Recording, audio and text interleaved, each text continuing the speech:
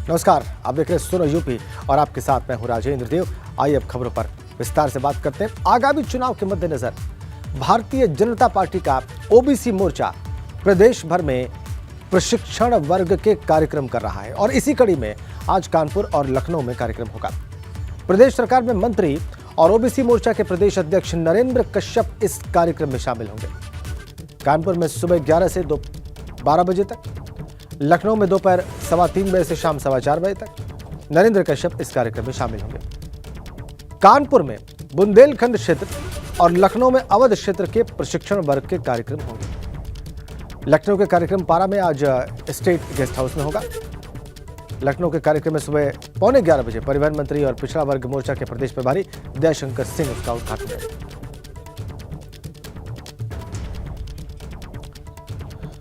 चलिए आपको फिलहाल कानपुर लिए चलते हैं और जहां पर ये ओबीसी मोर्चा कार्यक्रम होगा वहीं पर मौजूद हैं हमारे सहयोगी रतीश त्रिवेदी। वो इस कार्यक्रम के बारे में, इसकी तैयारियों के बारे में हमें और विस्तार से दिखाने और बताने वाले हैं। रतीश।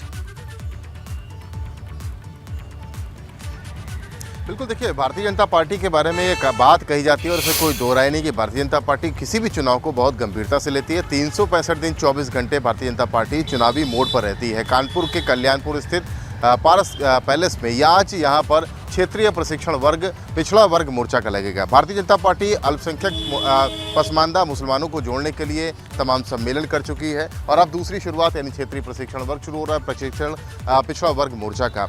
दूसरी पार्टियां कहाँ हैं, इससे बीजेपी को कोई मतलब नहीं, लेकिन हम भी देखते हैं कि बीजेपी चुनावी तैयारियों को लेकर काफ़ी गंभीरता से आगे बढ़ती है। कानपुर बुंदेलखंड क्षेत्र का आज बड़ा मोर्चा का जो वर्ग है, प्रशिक्षण वर्ग है, वो यहाँ पर होगा। और ये तस्वीरें आपको दिखा दें कि ये तमाम नेता, भारतीय जनता पार्टी के कार्यकर्ता जो हैं, इन पर बड़ी जिम्मेदारी है। ये प्रशिक्षण वर्ग में, क्षेत्रीय प्रशिक्षण वर्ग में शिरकत करने यहाँ पर आए हैं। पिछड़ा वर्ग मोर्चा के ये लोग हैं, इन पर बड़ी जिम्मेदारी है कि इस बार नगर निकाय के चुनाव में भारतीय जनता पार्टी पिछला जो परफॉर्मेंस करी थी उससे ज़्यादा अच्छे परफॉर्मेंस के साथ आगे निकल के आए। कुछ लोग जो हैं यहाँ पर संयोजक हैं, उनसे बात कर लेते हैं। क्या नाम है? संजय विश्वकर्मा। विश्वकर्मा जी, आप संयोजक हैं इसके, किस तरह से आज यहाँ पर कार्यक्रम होने? भारतीय जनता पार्टी पूरे उत्तर प्रदेश में प्रशिक्षण वर्ग का आयोजन कर रहे हैं। हमारे भारतीय जनता पार्टी का प्रशिक्षण वर्ग हुआ चित्रकूट में, जिसमें आप स्वयं यहाँ की बात की जाए तो कौन कौन से नेता यहाँ पर आज? पिछड़े मोर्चे कानपुर बुंदेलखंड क्षेत्र का ये प्रशिक्षण वर्ग है, जिसका उद्घाटन सत्र माननीय हमारे जो प्रदेश अध्यक्ष उत्तर प्रदेश सरकार में राज्य मंत्री हैं, स्वतंत्र प्रभार के MLC हैं, माननीय नरेंद्र कश्यप जी करने वाले हैं। उसके पश्चात माननीय रामकेश निषाद जी हैं। उसके पश्चात हमारे यशस्वी जो हमारे क्षेत्रीय अध्यक्ष मनोज राजपूत जी हैं और दयाशंकर जी भी हैं। अच्छा, ये भी बताइए कि भारतीय जनता पार्टी के बारे में कहा जाता है कि तैयारियों को लेकर के वो अपने बहुत विरोधियों से बहुत आगे रहते। हम लोग चुनाव के तरीके से नहीं, एक काम के तरीके से देखते हैं। ये हमें लगता है हमारा काम है, बाकी लोग क्या कर रहे हैं हमें इससे कोई मतलब नहीं। हमें ये एक काम की तरह हम लोग इसको करते हैं। जैसे हमारी दिनचर्या होती है, जिसका जो व्यापार होता है, तो इसको हम अपने एक काम के तरीके से देखते हैं। कुल मिला के सब कह रहे हैं कि दिनचर्या के तरीके से आप लोग देखते हैं। बड़ी जिम्मेदारी आप लोगों पे है, प्रशिक्षण वर्ग आज है, तो दिनचर्या जो होती है उसमें क्या मकसद लेकर के निकलते हैं? प्रतिदिन राष्ट्रवाद की भावना, यही हमारा मकसद रहता है। भारतीय जनता पार्टी का यही मकसद है और राष्ट्रवाद की भावना से ओतप्रोत हम लोग कार्य करते हैं। सारे काम भारतीय जनता पार्टी राष्ट्रभक्त की भावना से काम करती है। बीजेपी की जो स्थिति फिलहाल की दिखती है, किस तरीके से आप लोग कार्यकर्ता, जमीनी स्तर पर कार्यकर्ता हैं, क्या देख रहे हैं कि विपक्षी कहीं पर हैं अथवा नहीं? देखिए, भारतीय जनता पार्टी चुनाव के लिए राजनीति नहीं करती है, समाज सेवा के लिए भी राजनीति करती है। समाज सेवा के माध्यम से हम लोग चुनाव की 24 घंटा तैयारी में रहते हैं और भारतीय जनता पार्टी एक एक व्यक्ति का ख्याल रखती है। गरीब से लेके और जितने भी वर्ग हैं, गरीबों की पार्टी उनके सम्मान करती है, उनके हर योजनाएं उनको दे रही है। गरीब के ही ख्याल करती है, गरीब के लिए ही पार्टी काम कर रही है। गरीबों के लिए पार्टी काम कर रही है। ये देखिए, आपको एक बार फिर से तस्वीर दिखा देते हैं। भारतीय जनता पार्टी का जो प्रशिक्षण वर्ग है, ओबीसी मोर्चा के ये लोग सुबह से ही यहाँ पर पहुँच गए हैं। 11 बजे से सत्र की शुरुआत होनी है, लेकिन तमाम नेता कार्यकर्ता यहाँ पर पहुँचना शुरू हो गए हैं। बहन जी, आपसे जानना चाहेंगे कहाँ से आप हैं? फतेहपुर से, यहाँ कानपुर दक्षिण की मैं प्रभारी हूँ। ये बताइए कि जो प्रशिक्षण वर्ग आज से शुरू हो रहा है, इससे क्या मंत्र लेकर के आप लोग मैदान में उतरेंगे? हम लोग मंत्र क्या लेना, हमारी पार्टी को मंत्र नहीं, हम लोग कार्यकर्ता हैं, कार्यकर्ता की तरह देखते हैं, सब कार्यक्रमों को करते हैं और विपक्षियों के लिए ठीक है रतीश, कुछ आ भी गई बात। जगह नहीं है आपने उनके वहाँ पर लिए। जो पहुँचे हैं सुबह 9 बजे ही पहुँच गए हैं 11 बजे के कार्यक्रम के लिए, और इससे पता चलता है कि कितनी गंभीरता है इन नेताओं में और इन कार्यकर्ताओं में बीजेपी के इस कार्यक्रम को लेकर। बहुत धन्यवाद आपका रतीश। आगे बढ़ते हैं, एक बड़ी खबर है। लखीमपुर की गोला गोकर्णनाथ सीट पर उपचुनाव प्रचार आखिरी दौर में है। बीजेपी और समाजवादी पार्टी ने पूरी ताकत झोंक रखी है।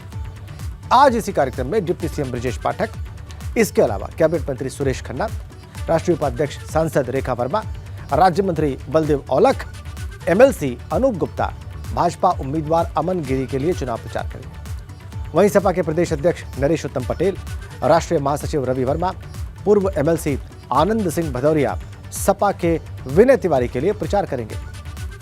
और आपको यह भी बताएं कि 1 नवंबर को शाम 5 बजे यह प्रचार थम जाएगा। 3 नवंबर को मतदान होने वाला है इस उपचुनाव के लिए। पुरजोर प्रचार, चाहे वो भाजपा हो चाहे वो समाजवादी पार्टी हो, जिसके बीच में मुख्य मुकाबला है। 29,000 वोट से 2022 का विधानसभा चुनाव यहां पर जीता गया भाजपा के द्वारा, अरविंद गिरी के द्वारा। अब उनके बेटे अमन गिरी भाजपा के उम्मीदवार हैं, उनको चुनौती दे रहे हैं विनय तिवारी। 2012 में पहली बार विधायक बने थे और उसके बाद कोई चुनाव नहीं जीत पाए, लेकिन वो चुनौती दे रहे हैं अमन गिरी को। 3 नवंबर को मतदान होगा, लेकिन इन दोनों के लिए चुनाव प्रचार कर रहे हैं दिग्गज भाजपा के भी और समाजवादी पार्टी के भी। अंतिम दौर में चुनाव प्रचार। भूपेंद्र चौधरी हैं, केशव प्रसाद मौर्य प्रदेश अध्यक्ष और उप मुख्यमंत्री, उधर नरेश उत्तम पटेल और धर्मेंद्र यादव, ब्रजेश पाठक भी चुनाव प्रचार करेंगे, स्वतंत्र देव सिंह भी करेंगे, रवि प्रकाश वर्मा सपा के लिए प्रचार करेंगे और राधा मोहन सिंह भाजपा के स्टार प्रचारकों के लिस्ट में शामिल है। सुरेश खन्ना कैबिनेट मंत्री हैं, ये सभी बीजेपी कैंडिडेट के लिए प्रचार करेंगे। बड़े नाम जो प्रचार करने उतर रहे हैं वो आपकी स्क्रीन पर हमने रखे हैं। और आइए बात करते हैं मनोकामना के महापर्व की।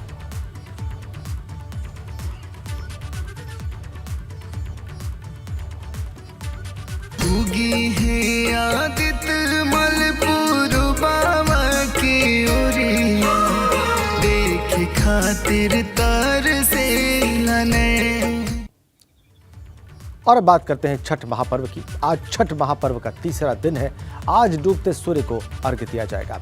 आज व्रती महिलाएं पूरे दिन निर्जला यानी कि बिना पानी के उपवास रखेंगी। ठेकुआ, मिठाई और फल फूल तैयार करके बांस की टोकरी में उसे सजाया जाएगा।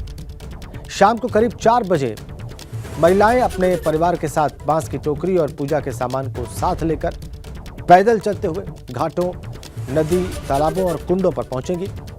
छठ माता का चौरा बनाकर दीप जलाया जाएगा और कुछ देर पूजा पाठ के बाद जब सूर्यास्त का समय आएगा तो महिलाएं प्रसाद वाला सूप लेकर पानी में उतरेंगी। परिवार के लोग पीतल या तांबे के पात्र से जल लेकर सूर्य देवता के सामने सूप पर अर्घ्य देंगे। महिलाएं डूबते हुए सूर्यदेव को अर्घ्य देकर 5 बार परिक्रमा करेंगी और तीसरे दिन की पूजा संपन्न हो जाएगी।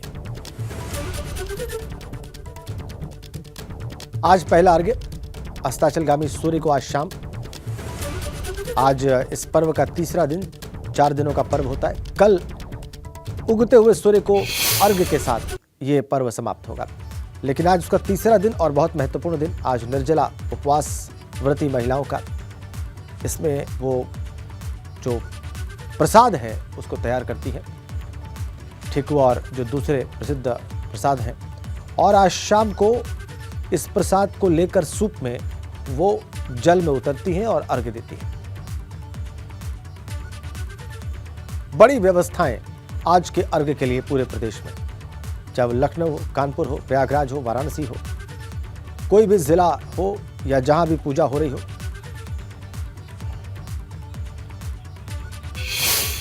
हमारे 3 सहयोगी आज की व्यवस्थाओं के बारे में और छठ पूजा का वातावरण बताने के लिए, उत्साह बताने के लिए व्रतियों का इस वक्त हमारे साथ जुड़ चुके हैं। विवेक त्रिपाठी लखनऊ से, शक्ति सिंह हमारे साथ गाजियाबाद से और मोहम्मद मोइन प्रयागराज से जुड़े हुए हैं। पहले हम प्रयागराज चलते हैं मोइन के पास। और चूंकि तीर्थ नगरी है प्रयागराज और वहाँ पर संगम है और वहाँ भी बड़ी संख्या में श्रद्धालु छठ का व्रत रखते हैं, पर्व को मनाते हैं, इसलिए वहाँ चलकर हम जानते हैं कि क्या तैयारियां हैं वहाँ पर विशेष आज की सुबह। मोइन, देखिए, सूर्य उपासना का जो लोक पर्व डाला छठ है, आज उसका तीसरा दिन है। आज बड़ी संख्या में व्रती महिलाएं डूबते हुए सूर्य को अर्घ्य देंगी और कल सुबह उगते हुए सूर्य को अर्घ्य देने के साथ इस 4 दिनी जो पर्व है उसका समापन होगा। हालांकि अगर हम प्रयागराज की बात करें तो यहाँ सरकारी अमले की तरफ से तमाम व्यवस्थाएं की गई हैं, लेकिन गंगा और यमुना का जो जलस्तर है वो लगातार घट रहा है। इसकी वजह से घाटों पर तमाम अव्यवस्थाएं जो है वो कायम है। इस वक्त हम मौजूद हैं प्रयागराज के संगम के नजदीक स्थित बलुआ घाट पर, जहां आप देख सकते हैं कि एक पैरेलल घाट तैयार किया गया है जो कार्तिक महीने में आम श्रद्धालु आते हैं यमुना स्नान के लिए। आप देख सकते हैं कि बड़ी संख्या में जो श्रद्धालु हैं वो यहाँ पर स्नान कर रहे हैं। और ये दूसरी तरफ जो आप घाट देख रहे हैं, यहाँ पर छठ के लिए इसे रिजर्व कर दिया गया है। यहाँ पर जो छठ का डूबते हुए सूर्य को अर्घ देने के लिए महिलाएं आएंगी, उनके लिए इंतजाम किए गए हैं। लेकिन लगातार जो जलस्तर है वो घट रहा है और उसकी वजह से किस तरह की कठिनाइयों का सामना करना पड़ सकता है श्रद्धालुओं को, वो तस्वीर हम आपको दिखाना चाहेंगे। देखिए, नगर निगम की टीम यहाँ पर लगी है, घाट की साफ सफाई का काम लगातार जारी है, लेकिन घाट पर आप देखिए कि घुटने भर तक कीचड़ और सिल्ट जो है मौजूद है। हालांकि जो नगर निगम की टीम है वो लगातार साफ सफाई में लगी हुई है। घाटों को समतल करने का काम किया जा रहा है। कीचड़ ज्यादा है इसलिए बैरिकेडिंग की गई है, लेकिन घाट की साफ सफाई तो कर दी गई है। लेकिन जिस तरीके की अव्यवस्था है, जिस तरीके की ये कहा जा सकता है कि प्रकृति की वजह से जिस तरीके के हालात पैदा हुए हैं, उसकी वजह से इस बार प्रयागराज में श्रद्धालुओं को दिक्कतों का सामना करना पड़ सकता है। हमारे साथ यहाँ व्यवस्था से जुड़े हुए लोग भी हैं, उनसे भी बात कर लेते हैं। बताइए, इस अव्यवस्था में श्रद्धालुओं को कैसे आप लोग जो है वो पूजा अर्चना करने का मौका देंगे? किस तरीके से दिन रात काम कर रहे हैं आप लोग? हम लोग रात में लगभग 2 बजे तक काम करते हैं और सुबह से शुरू हो जाता है काम। और सारी जो सिलवटें हैं उसको हटाने का काम जारी है। प्रशासन पूरी मदद कर रहा है, लेकिन काम बहुत ज़्यादा होने की वजह से मैन पावर लगने के बाद भी, मशीन लगने के बाद भी काम पूरा नहीं हो पा रहा है। ये एक प्राकृतिक आपदा के रूप में देखना चाहिए, लेकिन हम लोग पूजा की पूर्ण व्यवस्था कर रहे हैं। बिल्कुल, उसके बावजूद कहा जा सकता है कि अव्यवस्था जरूर है, लेकिन श्रद्धालु जो है उनके उत्साह में कतई कोई कमी नहीं है। और आपसे कुछ देर बाद ही यहाँ पर श्रद्धालुओं का जमावड़ा होना शुरू हो जाएगा और शाम होते होते नौबत ये आएगी कि यहाँ तिल रखने तक की जगह नहीं बचेगी। तो प्रयागराज में छठ वैसे भी खासा उत्साह पूर्वक मनाया जाता है। और दूसरी तरफ का हम घाट दिखा देंगे आपको, चूंकि कार्तिक का महीना चल रहा है। कार्तिक के महीने में यमुना स्नान का विशेष महत्व होता है और प्रयागराज में रोजाना घाटों पर इसी तरीके से हजारों की संख्या में जो श्रद्धालु हैं वो आस्था की डुबकी लगाते हैं, यमुना मैया को प्रणाम करते हैं, सूर्य देवता को प्रणाम करते हैं। और आप देखिए कि इस वक्त जो है सुबह के 9 बज चुके हैं, लेकिन हजारों की संख्या में जो श्रद्धालु हैं वो यहाँ पर मौजूद है। और ये श्रद्धालु जब हटेंगे उसके बाद से यहाँ पर जो छठ के श्रद्धालु हैं उनकी भीड़ आनी शुरू हो जाएगी। महिलाएं जो है वो समूह में, बिल्कुल बिल्कुल मोइन, हमने देखी तस्वीरें, बड़ी संख्या में श्रद्धालु वहां पर स्नान कर रहे हैं, इसमें कोई शक नहीं है। और सुबह 9 से ज़्यादा का वक्त हो चुका है, लेकिन उनके उत्साह में कोई कमी नहीं आई है। अब हम चलेंगे लखनऊ, विवेक के पास चलेंगे और उनसे जानेंगे कि वो इस वक्त कहां पर मौजूद हैं और सुबह 9 बजे से ज़्यादा का वक्त जब हो चुका है तो वो क्या देख रहे हैं वहां पर घाट पर। विवेक। राजेंद्र, मैं लक्ष्मण मेला घाट पर हूं और अस्ताचलगामी सूर्य को अर्घ्य देने के लिए सारी तैयारियां पूरी हो चुकी हैं। घाट पर साफ सफाई, अभी कुछ देर पहले हमने अपने दर्शकों को दिखाया कि यहां पर लोग आना शुरू हो गए थे और अब देखिए साफ सफाई भी शुरू हो गई है। इसके साथ ही जो वेदी बनाने का सिलसिला है, उनको रंग रोगन करने का सिलसिला है, वो भी शुरू हो गया है। देखिए खूबसूरत रंगों से सजा रहे हैं अपनी अपनी वेदियां लोग। इसके अलावा घाटों की साफ सफाई के लिए नगर निगम की टीम और जल निगम की टीम, सारे अधिकारी यहाँ पर आ चुके हैं। पुलिस प्रशासन के जो व्यवस्थाएं दुरुस्त होनी थी वो भी यहाँ पर सारी टीमें, चाहे डायल 112 की हो या स्थानीय थाने की पुलिस हो। और ये देखिए घाटों में सीढ़ियों की सफाई चल रही है इस समय, यानी सफाई का जो लेवल आप देख रहे हैं कितना नीचे लेवल तक जाके पूरी की, कहीं भी यानी घाट तो चमचमाए लेकिन सीढ़ियों में कहीं भी फिसलन ना हो, ताकि किसी श्रद्धालु को परेशानी ना हो। इस पूरे, हालांकि ये पूरा जो बनाया गया है वो कवर्ड है, यहाँ पर कोई हादसा होने की ऐसी आशंका नहीं है। और अगर होता भी है कुछ तो उसके लिए टीमें लगी हैं। आप सामने देख रहे हैं नाव पे लोग सवार हैं, ये गोताखोर है और सामने दूर एक ड्रेजिंग मशीन लगी हुई है जो ज़रा सी भी गंदगी अगर गोमती में दिखती है तो उसको तत्काल ड्रेजिंग करके वो जो इनके पास बैग हैं उसमें रख के फिर बाहर फेंका जाता है। यानी पूरे नदी को साफ सुथरा बना दिया गया है और पानी भरा हुआ है। गोमती नदी में पानी लबालब है, घाटों तक है, सीढ़ियाँ कम से कम 4 सीढ़ियाँ ऊपर पानी है, 4 फुट तक सीढ़ियों पर पानी भरा हुआ है। यहीं पर शाम को 4 बजे से महिलाएं अस्ताचलगामी सूर्य को अर्घ्य देंगी और 4 बजे यहाँ पर मुख्यमंत्री योगी आदित्यनाथ को भी आना है। उन्होंने कल एक मीटिंग करके पूरे इंतजाम सुनिश्चित करने के लिए कह दिया था। प्रेशर क्लीनिंग से ये सफाई हो रही है, यानी नगर निगम की जो टीम है, ये जो पानी आप देख रहे हैं, ये डाल रहे हैं, ये प्रेशर क्लीनिंग है। अगर कहीं भी इतना इसका तेज प्रेशर है कि कहीं भी धूल का एक कण पानी में रह ना जाए। पुलिस के इंतजाम देखिए, सारी पुलिस फोर्स,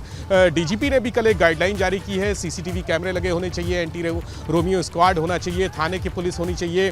नगर निगम की तरफ से अपनी जो एडवाइजरी है और जो एक्शन है वो चल रहे हैं। जो पोल्यूशन है वो ना हो, इसके लिए स्मॉग मशीनें लगी हुई हैं और मच्छर भाग जाए इसके लिए वो छिड़काव भी हो रहा है लगातार। और ये मंच सजा हुआ है एक तरफ, जहां पर शाम को, चूंकि 2 दिन से कार्यक्रम चल रहा है और आज महत्वपूर्ण है, आज शाम को यहाँ पर पूजा पाठ से सूर्य को अर्घ्य दिया जाएगा, डूबते हुए सूर्य को। तो यहाँ पर भी सांस्कृतिक कार्यक्रम, ठीक है, वो मंच भी हम देख पा रहे हैं जहाँ पे सांस्कृतिक कार्यक्रम होगा विवेक, और मुख्यमंत्री भी यहाँ पर आएंगे।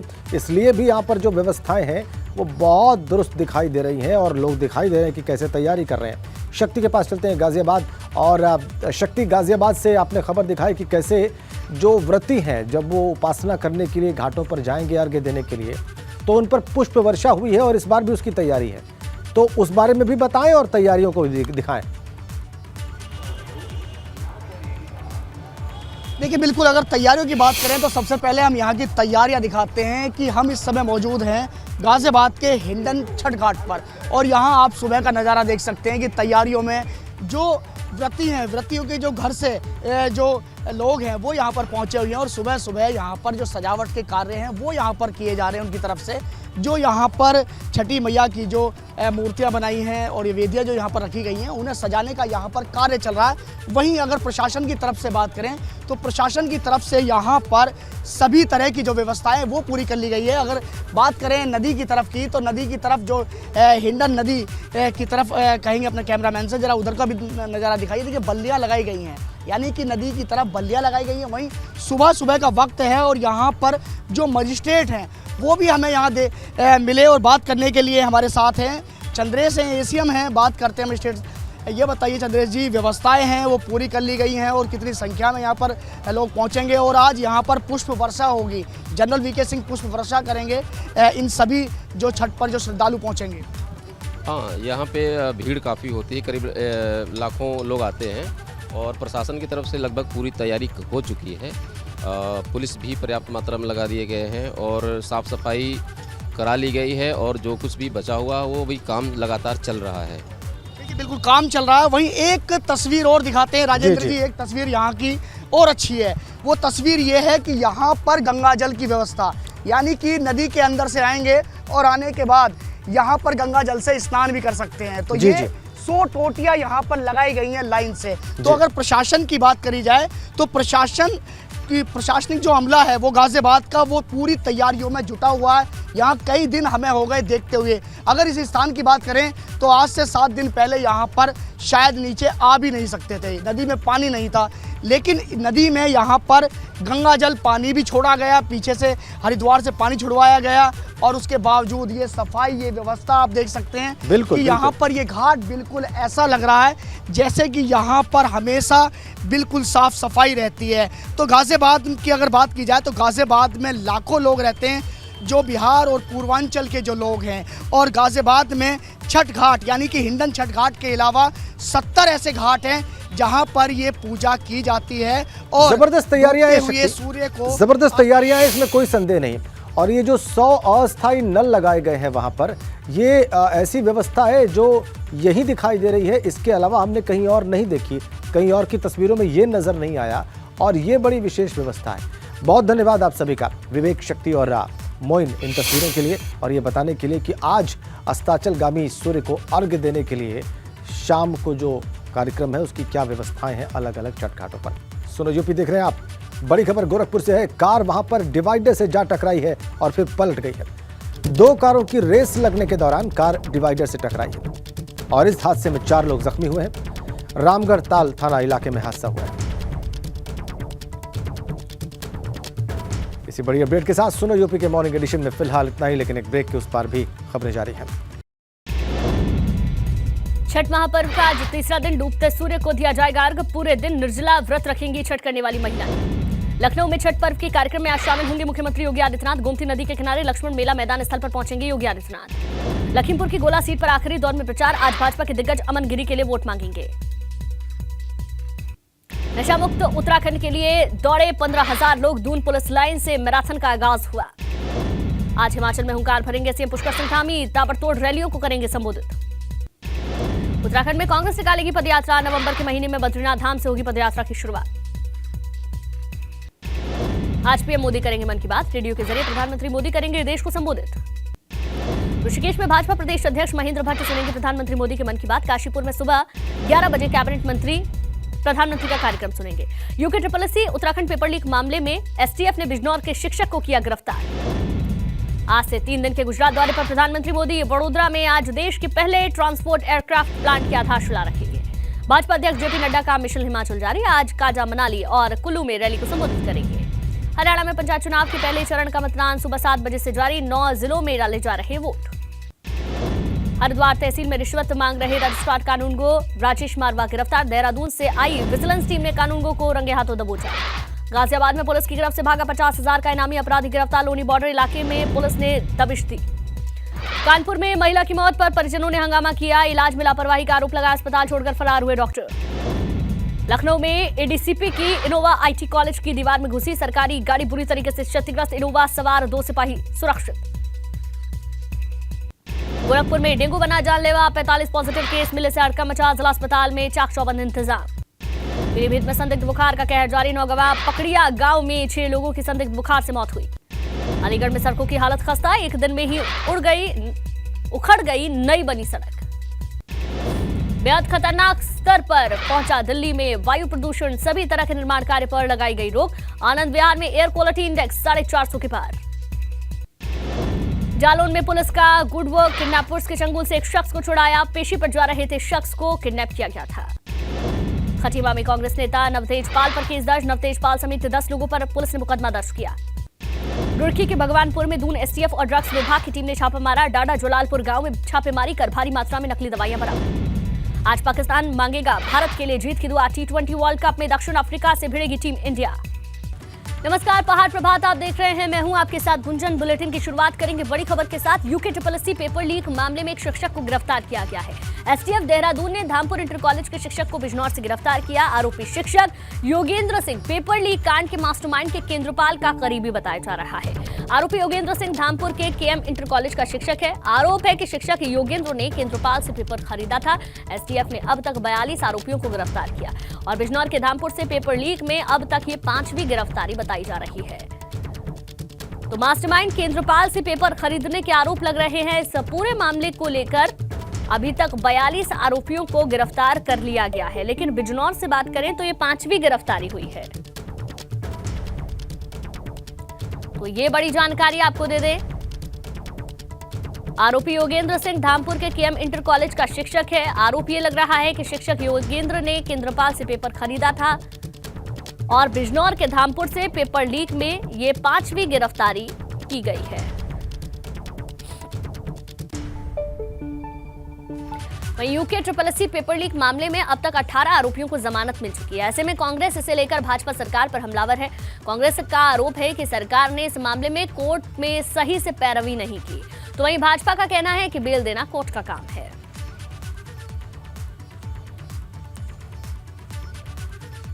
तो सरकार ने मामले में कड़ी पैरवी नहीं की, ये कहना है करण महारा का। यूके SSSC पेपर लीक में 18 आरोपियों को अभी तक जेल हो चुकी है और जमानत पर आरोपियों की कांग्रेस ने सवाल उठाए हैं।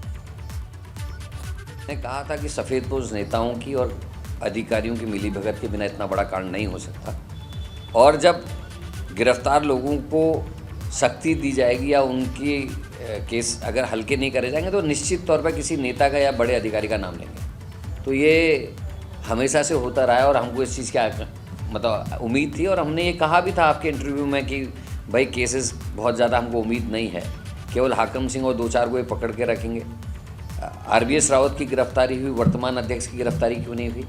वर्तमान अध्यक्ष ने ये कहा था कि सफ़ेदपोश नेताओं का दबाव था कि जांच ना बैठे। उन्होंने कहा था मैंने 3 या 4 बार इन्फॉर्म किया लेकिन कार्रवाई नहीं हुई। तो किन अधिकारियों को उनने इन्फॉर्म किया? कौन सफ़ेदपोश नेता थे जिन्होंने इसकी जांच बैठने से रोकने की कोशिश की? कांग्रेस जानती होगी उन्होंने अगर ऐसा किया है तो, या उनकी सरकार में ऐसा हुआ है। हमने एक बहुत निष्पक्ष, बहुत पारदर्शिता सरकार से हमारी सरकार ने पारदर्शिता तरीके से उस पर SIT का गठन किया। SIT ने जो अपराधी थे, जो संलिप्त थे, जिनका उसमें कुछ लेना देना था, उनको गिरफ्तार किया, उनके खिलाफ कठोर कार्रवाई करी, उनको जेल में डालने का काम किया। अब न्यायालय में हमारी सरकार ने जो पैरवी करनी थी, जो हमारे अधिकारियों ने पैरवी करनी थी, उसको प्रमुखता से करी। सारे प्रमाणों के आधार पर वहाँ पर पैरवी करने का काम किया गया। और चलिए अब बात करते हैं सीएम पुष्कर सिंह धामी की। आज सीएम धामी मैराथन में शामिल हुए। नशा मुक्ति उत्तराखंड के लिए देहरादून में मैराथन का आयोजन किया गया था, जिसमें 15,000 लोगों ने हिस्सा लिया। सीएम धामी ने हरी झंडी दिखाकर मैराथन को रवाना किया। इस मैराथन में 15 देशों के 112 से ज्यादा धावक भी शामिल हैं। इस मौके पर मशहूर सिंगर कैलाश खेर भी शामिल हुए। सरदार वल्लभ भाई पटेल की जयंती, राष्ट्रीय एकता दिवस के उपलक्ष्य में प्रधानमंत्री ने एक भारत श्रेष्ठ भारत के सपने को साकार करने के लिए और सीएम के देवभूमि को 2025 का नशा मुक्त करने की मुहिम के साथ रन फॉर यूनिट और रन अगेंस्ट ड्रग्स थीम पर इस मैराथन का आयोजन किया। तो देखिए, जब हरी झंडी दिखाई गई उसी दौरान की तस्वीरें हम आपको दिखा रहे हैं। पुष्कर सिंह धामी को आप देख सकते हैं, मैराथन का फ्लैग ऑफ किया और इस मौके पर मशहूर सिंगर कैलाश खेर भी मौजूद रहे। रन फॉर यूनिटी और run for against the drugs, आज ये दौड़ पुलिस विभाग और हंस फाउंडेशन के संयुक्त तत्वाधान में यहाँ पर आयोजित हो रही है। यह निश्चित रूप से जहाँ हम राष्ट्रीय एकता के एक राष्ट्र को एकता के सूत्रों में पिरोने वाले सरदार वल्लभ भाई पटेल का स्मरण कर रहे हैं। हमारे देश के प्रधानमंत्री मोदी जी का एक भारत श्रेष्ठ भारत के सपने को, उनके संकल्प को साकार करने के लिए हजारों हजार युवा आज यहाँ पर आए हुए हैं। तो आपने सुना क्या कहना था पुष्कर सिंह धामी का। आज जब फ्लैग ऑफ किया गया, 15,000 से ज्यादा लोग इसमें शामिल हुए। नशा मुक्ति उत्तराखंड के लिए इस मैराथन की शुरुआत की गई है। रन अगेंस्ट ड्रग्स ये मकसद है। 15 देशों से 112 धावक भी इसमें बुलाए गए थे। वहीं सीएम धामी हिमाचल प्रदेश में चुनावी हुंकार भरते हुए नजर आएंगे। हिमाचल प्रदेश में आने वाले वक्त में चुनाव है, ऐसे में वो आज यहां पहुंचकर ताबड़तोड़ रैलियों को संबोधित करेंगे। सीएम धामी आज हिमाचल प्रदेश में 3 जनसभाओं को संबोधित करेंगे। भाजपा उम्मीदवारों के लिए जनता से वोट मांगेंगे। सीएम धामी पहले चौपाल, फिर पच्छाद और फिर पावंटा साहिब में रैली करेंगे। पूरा कार्यक्रम क्या रहने वाला है वो भी आपको बता दें। सुबह 10:35 पर वो चौपाल पहुंचेंगे, यहां वो जनसभा करेंगे। भाजपा प्रत्याशी बलबीर वर्मा के पक्ष में जनसभा होगी। इसके बाद दोपहर 12:15 पर वो पच्छाद विधानसभा क्षेत्र में भाजपा प्रत्याशी रीना कश्यप के पक्ष में जनसभा करेंगे। दोपहर 2 बजे वो पावंटा साहिब विधानसभा क्षेत्र के भाजपा प्रत्याशी सुखराम चौधरी के पक्ष में जनसभा करेंगे। तो ये पूरा कार्यक्रम पुष्कर सिंह धामी का रहने वाला है। 3 जनसभाओं को वो संबोधित करेंगे। हिमाचल में 3 रैलियां आज सीएम धामी की होनी है।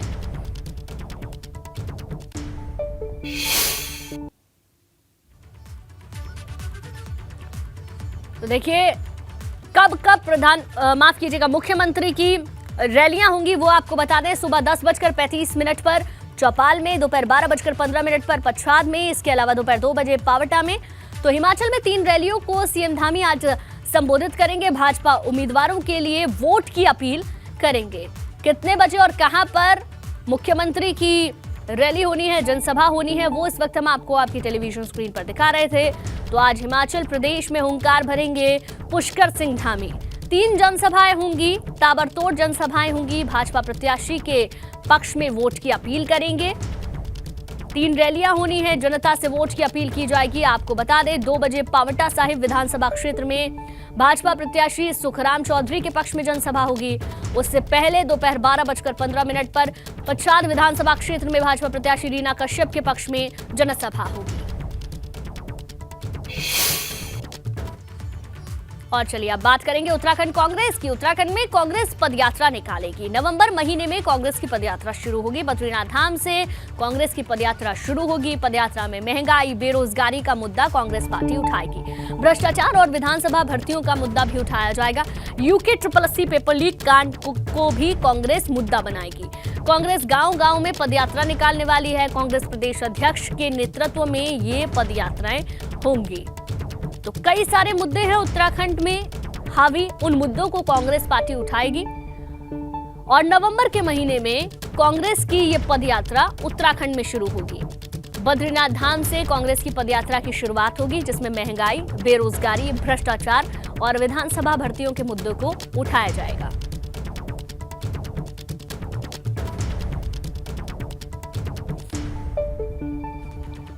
आज प्रधानमंत्री मोदी सुबह 11 बजे मन की बात कार्यक्रम करने वाले हैं। देश भर में अलग अलग जगहों पर उनके इस कार्यक्रम को भाजपा के मंत्री और नेता सुनेंगे। उत्तराखंड में भी भाजपा प्रदेश अध्यक्ष महेंद्र भट्ट ऋषिकेश में रहकर प्रधानमंत्री के मन की बात कार्यक्रम को सुनेंगे। इसके अलावा काशीपुर में सुबह 11 बजे कैबिनेट मंत्री चंदन रामदास कार्यकर्ताओं के साथ पीएम मोदी के मन की बात कार्यक्रम को सुनेंगे।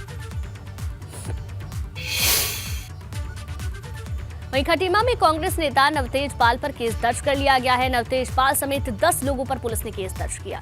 पुलिस ने सभी के खिलाफ धोखाधड़ी का मुकदमा दर्ज किया है। सितारगंज के रहने वाले सचिन अरोड़ा ने ये मुकदमा दर्ज किया है, ये जानकारी सामने आ रही है।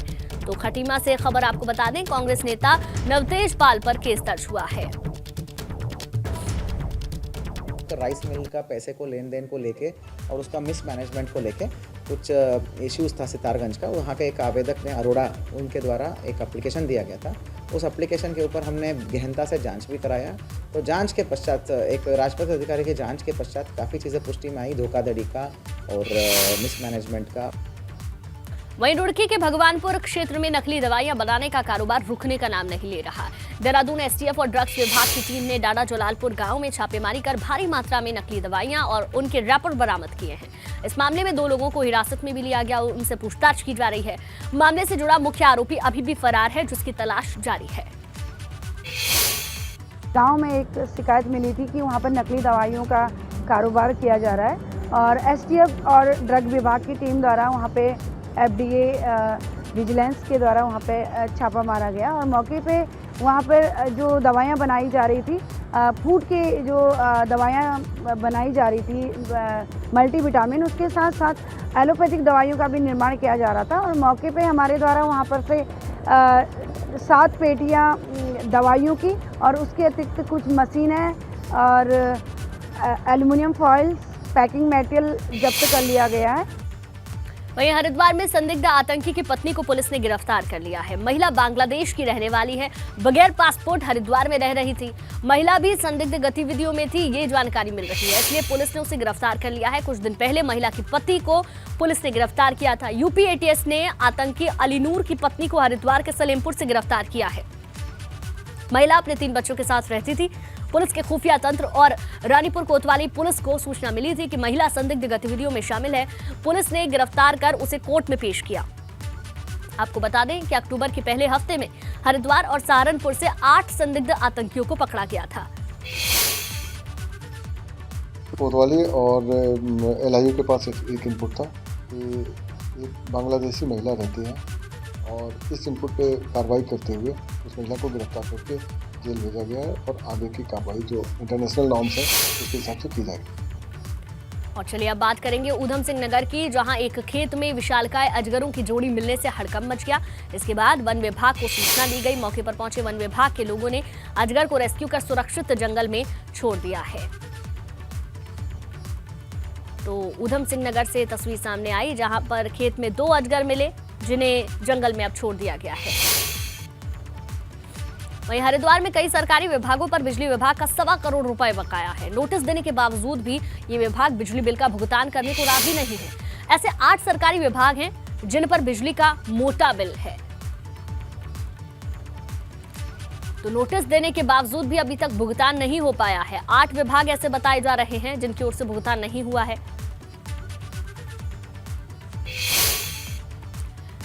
वहीं वहीं हल्द्वानी में डीआईजी नीलेश आनंद भरने ने प्रेस कॉन्फ्रेंस कर ऑपरेशन चक्रव्यूह के बारे में जानकारी दी।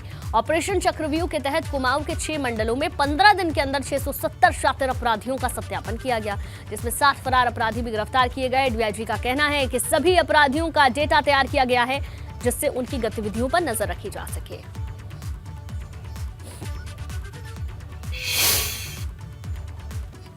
वहीं उत्तराखंड में पशु में फैल रहे लंपी वायरस से राहत मिलती हुई नजर नहीं आ रही है।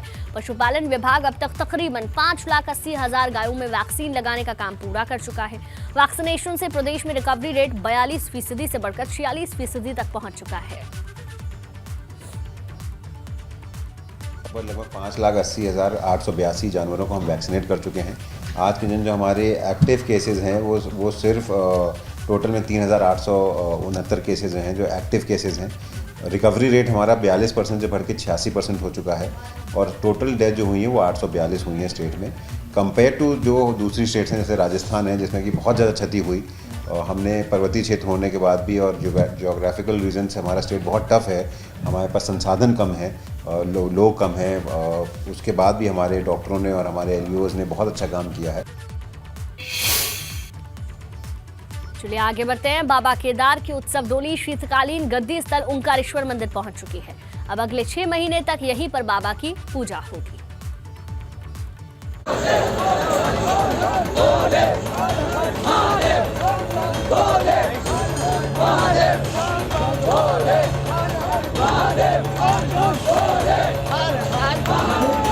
केदारनाथ धाम के कपाट बंद होते ही भगवान शंकर अपने शीत प्रवास पर हैं।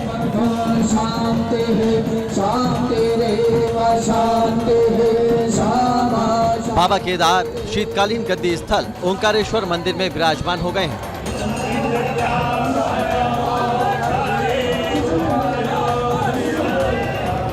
अगले 6 महीने तक बाबा केदार यहीं पर भक्तों को दर्शन देंगे। भोलेनाथ के भक्त शीतकालीन गद्दी स्थल पर आकर अपने आराध्य देव की पूजा अर्चना कर सकते हैं। 27 अक्टूबर को भगवान केदार के कपाट शीतकाल के लिए बंद कर दिए गए थे। कपाट बंद होने के बाद बाबा की पंचमुखी उत्सव डोली अपने पड़ावों की तरफ रवाना हुई थी। डोली ने पहला रात्रि प्रवास रामपुर और दूसरा रात्रि प्रवास गुप्त काशी स्थित विश्वनाथ मंदिर में किया था, जबकि शनिवार को डोली शीतकालीन गद्दी स्थल ओंकारेश्वर पहुंची। चारधाम यात्रा भले ही संपन्न हो गई हो, मगर शीतकाल के 6 महीने के दौरान तीर्थयात्री ओंकारेश्वर मंदिर में आकर बाबा केदार की पूजा अर्चना कर सकते हैं। एबीपी गंगा के लिए रुद्रप्रयाग से रोहित इमरी की रिपोर्ट।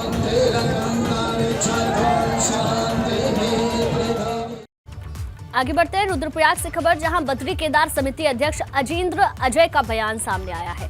मुझे पद से हटाने के लिए किसी को सुपारी दी गई है। मंदिर समिति के कुछ कार्मिक रच रहे हैं साजिश। कर्मचारियों के स्थानांतरण से खफा हैं कुछ कर्मचारी, ये जानकारी मिल रही है। जब किसी व्यवस्था में सुधार के प्रयास किए जाते हैं तो वहाँ पर कुछ अवरोध भी पैदा होते हैं, बाधाएं भी होती हैं, विरोध भी होता है। आपके समक्ष में साझा करना चाहता हूँ कि बद्रीनाथ केदारनाथ मंदिर समिति का गठन अंग्रेजों के समय में वर्ष 1939 में हुआ था। तब से उस संस्था में आज तक स्थानांतरण नहीं हुए। आप कल्पना करिए कि किसी सरकारी विभाग में स्थानांतरण की कोई नीति नहीं थी, स्थानांतरण नहीं होते थे, अपवाद स्वरूप कोई इक्का दुक्का स्थानांतरण कभी होते थे अनुरोध के आधार पे। तो मैं जब से मैंने कार्यभार संभाला है, मैंने मंदिर समिति की जो व्यवस्थाएं हैं उनमें सुधार के लिए काफ़ी प्रयास किए, स्थानांतरण किए। इस बात ब्रेक के बाद आपका स्वागत है। आगे बढ़ेंगे। हल्द्वानी में एचएमटी की जमीन उत्तराखंड को ट्रांसफर होने पर पूर्व सीएम हरीश रावत सवाल उठा रहे हैं। हरीश रावत का कहना है कि ये जमीन तो पहले ही उत्तराखंड की थी, इसलिए केंद्र सरकार ने कोई एहसान नहीं किया है। इसके साथ ही फैक्ट्री बंद होने के मसले पर भी हरीश रावत ने केंद्र सरकार पर निशाना साधा। तो राज्य की जो जमीन है वो वापस की है केंद्र ने, इस तरीके की बातें हरीश रावत की ओर से कही गई है। तो राज्य सरकारी की जमीन थी, ये भी आईडीपीएल की जमीन थी, राज्य ने दी थी केंद्र सरकार को। उस समय उत्तर प्रदेश सरकार की भूमि थी, तब हम उत्तर प्रदेश का हिस्सा थे, और इसलिए ये कहना कि ये कोई केंद्र ने दी है, ये उनका अपना प्रचार का तरीका हो सकता है, लेकिन ये है राज्य की भूमि जो है। हाँ, अब इसका उपयोग कैसे हो, केंद्र को चाहिए, क्योंकि केंद्र का ही पाप है, उन्होंने ही एसएमसी बंद की है। वहीं उत्तर प्रदेश की तरह ही अब उत्तराखंड में भी गुलामी के प्रतीक चिन्ह के नाम बदलने की कवायद हो रही है। ऐसे तमाम स्थल हैं जिनकी अंग्रेजों या मुगल काल के समय की झलक नजर आती है, उनके नाम बदले जा सकते हैं। मगर कांग्रेस कह रही है कि सरकार को पहले विकास पर ध्यान देना चाहिए। तो उत्तराखंड में कई ऐसे नाम हैं जो मुगल काल से चलते आ रहे हैं या अंग्रेजों के शासनकाल से चलते आ रहे हैं। उन नामों को बदलने की कवायद उत्तर प्रदेश की तरह ही शुरू हो गई है, लेकिन उसको लेकर कांग्रेस पार्टी का कहना है कि पहले विकास पर ध्यान देने की ज्यादा जरूरत है। अंग्रेज़ों ने और मुगलों ने अपने देश के लोगों के साथ अत्याचार किया है, अनाचार दुराचार किया है, प्रताड़ित किया है, यातनाएं दी हैं। वो एक गुलामी के प्रतीक हैं और जब देशवासी उसको देखता है तो उनके दिल में इस बात का एहसास होता है कि देखिए, देश स्वतंत्रता होने के बाद भी इन अंग्रेज़ों के नाम से आज देश के शहर हैं, देश की महत्वपूर्ण संस्थाएं रखी हुई हैं, इसलिए इसको हटाने का निर्णय लिया गया है। हमारे मुख्यमंत्री पुष्कर सिंह धामी जी ने ये निर्णय लिया है, स्वागत योग्य निर्णय है। सरकार ने कुछ भला करना है तो वहाँ अस्पताल अच्छे खोले जाए, इन जगहों में वहाँ सुविधाएं दी जाए, स्कूलों में टीचर दिए जाएं, रोडें अच्छी की जाएं, लोगों को रोज़गार के अवसर जिससे मिले ऐसे इंस्टीट्यूट्स खोले जाएं, तब तो कोई फ़ायदा है। नाम परिवर्तन करने से क्या फ़ायदा हो?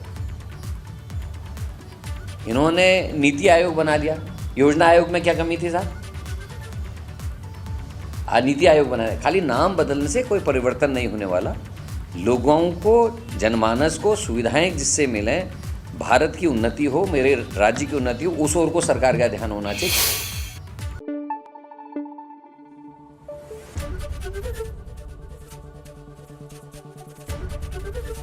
एबीपी गंगा, खबर आपकी, जुबान आपकी।